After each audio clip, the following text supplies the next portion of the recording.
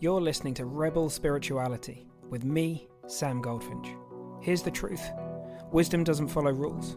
So each week we're going to explore what it means to wake up your way so you can live a more peaceful, creative and inspired life no matter your circumstances. It's time to blaze your unique path to truth.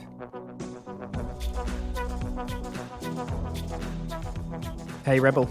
So this week we're reflecting on when can we trust our thinking? And this is a question that comes up a lot because as we come to realize that our thoughts and feelings and the things that come and go, the ever-changing parts of this life, they can't be the ultimate truth of us, right? Now, of course, they're part of this oneness. We are that oneness. So at that level, it's all energy and we are that energy and that is absolutely who we are.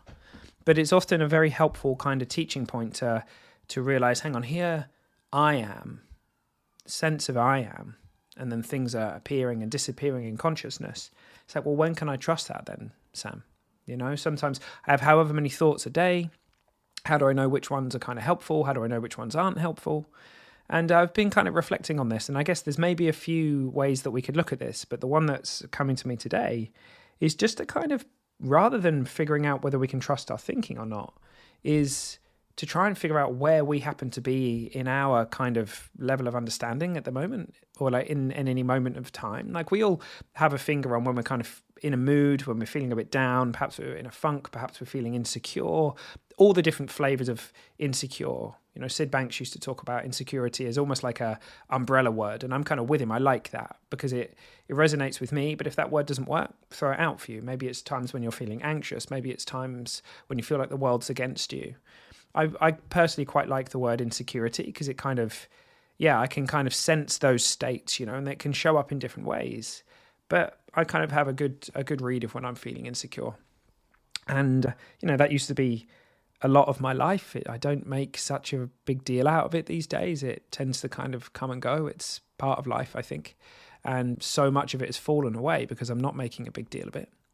But I know for sure that if that's where I am, and it might just be that I'm feeling tired or feeling a bit kind of in my head or whatever, those are the times when I know it's probably not the highest quality, if you like, in air quotes, thinking that I'm going to have. Now, I'm not judging that thinking. I'm not making it bad or anything, but I just kind of know how it goes. Like, as I record this podcast, me and Robin this weekend just gone, we went out, we had a load of good fun, but I had a really late night. Like I went to bed at like 4 a.m.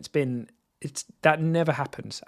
Any of you listening into this, you'll know like I'm a 9:30 kind of guy, right? Every night, like clockwork. And I love my sleep.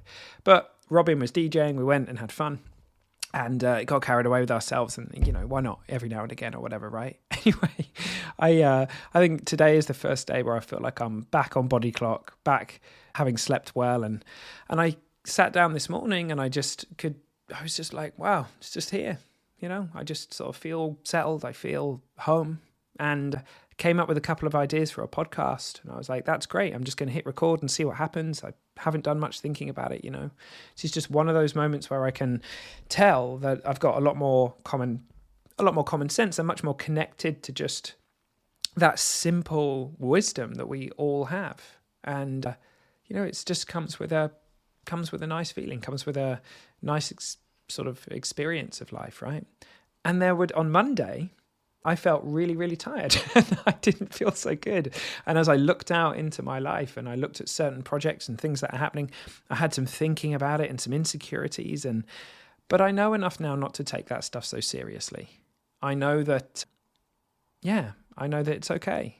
I know that those things will look different. I know that I don't have to pay so much attention to that.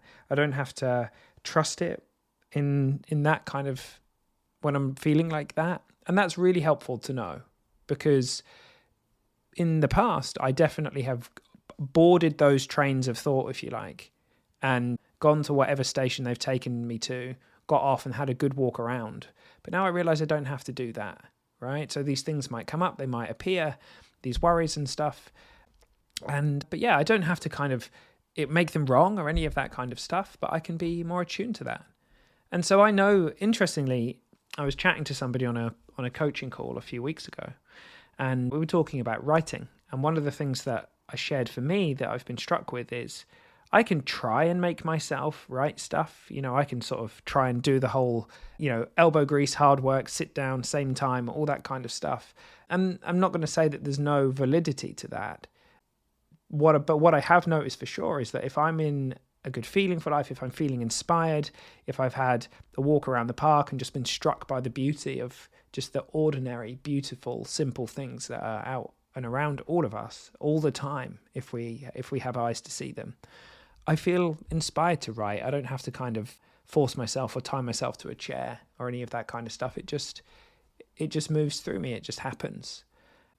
And so it's kind of like a really interesting way to relate to things, because I feel like for so much of what I used to be up to used to be analyzing and problem solving my thinking and, the lower states and that kind of stuff. And again, not judging that. It's just kind of part of being human, I think.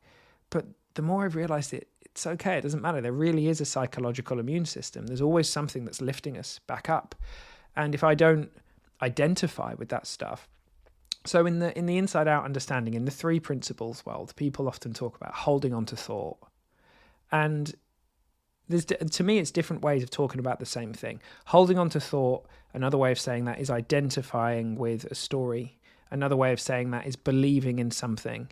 But they're all kind of metaphors or analogies pointing us towards that moment where we realize, I don't have to pay attention to that. I don't have to take that so seriously. I don't have to hold on to that or identify with that, whatever the language is. And, thinking appears, stories appear. We certainly don't have control of that. But the thing that we can do, as I see it, is just as consciousness, we can just be like, okay, don't have to be so interested in that stuff. I don't have to attend to all of that thinking. I can attend to who I am, the sense of I am, and knowingly know that I'm here in this moment. And that's just a completely different way to live life. And then the intuitive nudges come through. We just do what makes sense. It's just, well, I'll just do that then, or whatever it might be. And often in those modes, it's not even like we have so much thinking. We might just feel like we're kind of moved to go in a certain direction, or it just makes sense for me to go that way, or makes sense for me to do this. We're in the world of kind of, okay, that makes sense. That doesn't make sense. I'm not sure about that right now. And it doesn't look any more complicated than that. But when we're caught up in our insecurities, it looks way more complicated than that. It looks like we have to go through infinite amounts of mental movies to sort it out and run it through. And, I did all that for years, innocently, of course, but I know what it's like to spend that much time in your head.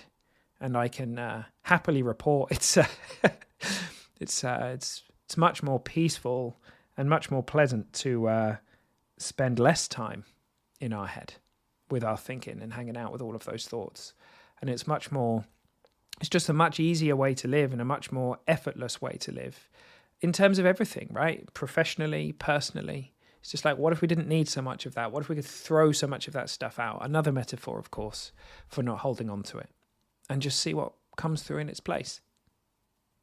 Okay, so that was it. I guess this week it's just notice what happens with our thoughts or your thoughts and thinking when depending on where you are, where you're feeling, how well slept you are. And maybe it's just a really easy win to know, well, I don't have to take my thinking so seriously when I'm feeling a bit low or whatever, because it won't be that long before things start moving through and your feeling state starts changing and you'll start gaining access back to that simple wisdom that is always there for all of us. All right, Rebel, I hope you have a beautiful week. Thanks for coming and listening to me as always. I'll see you soon.